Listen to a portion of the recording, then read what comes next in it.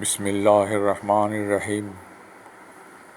আল্লাহ প্রদত্ত দোয়া শিখে ও তা পাঠ করে আল্লাহর কাছে ক্ষমা পাওয়া যায়।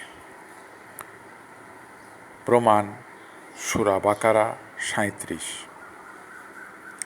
ফাতাল্লাকা আদামু মির রাব্বিহি কালিমাতিন ফাতাবা আলাইহি ইন্নাহু হুয়াত তাওয়াবুর রহিম। অতঃপর আদম তার রবের কাছ থেকে কালেমা শিক্ষা লাভ করলেন, কিছু কথা শিক্ষা নিলেন। ফাতাবা আলাই, অতঃপর আল্লাহ তাকে ক্ষমা করে দিলেন। ইন্নাহু হুয়াত তাওয়াবুর রহিম, নিঃসন্দেহে আল্লাহ তওবা গ্রহণকারী, করুণাময়। আমরা সকলে জানি আদম আলাইহিস সালামকে বেহেশত নসিব করার পর আল্লাহ তাআলা মাত্র একটা নির্দিষ্ট হুকুম করেছিলেন এবং সেই হুকুম শয়তানের ওয়াসওয়াসাতে তিনি খেলাপ করেছিলেন, সেটা আমরা অনেকেই জানি। অতঃপর আল্লাহ তার উপরে অসন্তুষ্ট হলেন, রুষ্ট হলেন। তাদের দুজনের উপরে আল্লাহ অসন্তুষ্ট হয়েছিলেন, এটাও আমাদের জানা আছে। তখন আদম আলাইহিস সালাম যে মূল্যবান পদক্ষেপ নিয়েছিলেন, সেই পদক্ষেপটা কথা এখানে আল্লাহ উল্লেখ করেছেন। আদম আলাইহিস সালাম কী করলেন? ফাতাল্লাকা আদামু মির রাব্বিহি কালিমাতিন, আল্লাহর কাছ থেকে তিনি কলেমা শিক্ষা লাভ করলেন। মির রাব্বিহি কালিমাতিন, আল্লাহর কাছ থেকে, তার রবের কাছ থেকে তিনি কলেমা শিক্ষা লাভ করলেন। কোন কলেমা? ক্ষমা চাওয়ার কলেমা।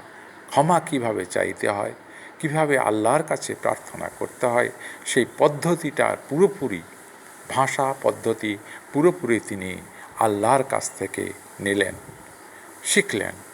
নিজস্ব মস্তিষ্ক প্রসূতভাবে তিনি কোনো দোয়া চাইলেন না, সেই খবরটাই আল্লাহ আমাদেরকে দিলেন। ফাতাবা আলাই, অতঃপর কোনো মাঝখানে কোনো ছেদ নেই। ফাতাবা আলাই, অতঃপর ক্ষমা করলেন। দ্রুততার সাথে ক্ষমা করার এখানে ইঙ্গিত রয়েছে।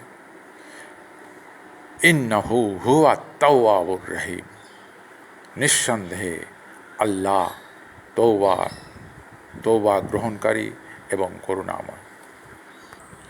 এখান থেকে আমরা একটা মূল্যবান শিক্ষা গ্রহণ করতে পারি।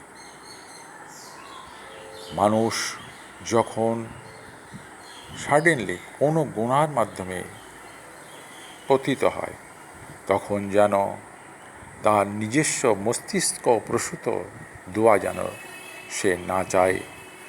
আদম আলাইহিস সালাম যেমনভাবে আল্লাহর কাছ থেকে কলেমা শিক্ষা লাভ করেছিলেন, অর্থাৎ আল্লাহর হুকুম অনুযায়ী যে দোয়া আল্লাহ শিক্ষা দিয়েছেন, সেই দোয়াটা পাঠ করে তিনি যেরকম নিষ্কৃতি পেয়েছিলেন, তদ্রূপ নিজস্ব মস্তিষ্ক প্রসূত দোয়া না চেয়ে পবিত্র কোরআন মাফিক তথা অবতীর্ণ কিতাব মাফিক আমরা দোয়া চাইব।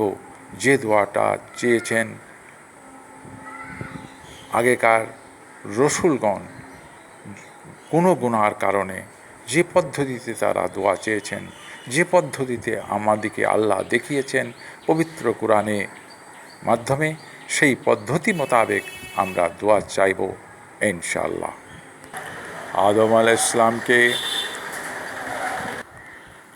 যেভাবে আল্লাহ ক্ষমা করেছিলেন, আমরাও যদি আল্লাহর কাছ থেকে প্রদত্ত কলেমা শিক্ষা লাভ করে তথা কোরআন মজিদ থেকে কলেমা শিক্ষা লাভ করে যদি আল্লাহর কাছে দোয়া চাই, মাগফিরাতের দোয়া চাই, ইনশাআল্লাহ আমরাও আদম আলাইহিস সালামের মতো ক্ষমাপ্রাপ্ত হব।